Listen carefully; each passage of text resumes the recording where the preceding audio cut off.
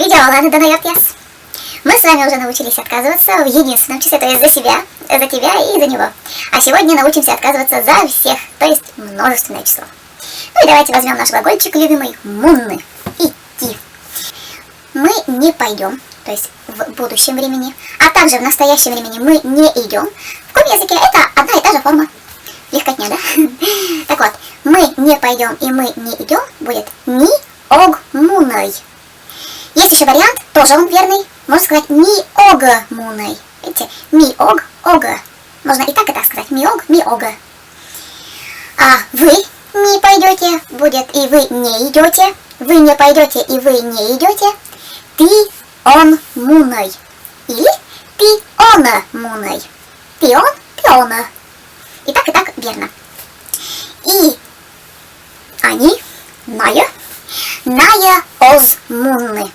Они не идут, и они не пойдут. Вот тут без вариаций. Тут нет никаких там еще ставочек в виде ная оз мунны. Итак, ми ога муной. Мы не идем, и мы не пойдем. Ты она муной. Вы не идете, и вы не пойдете. Ная оз мунны. Они не идут, они не пойдут.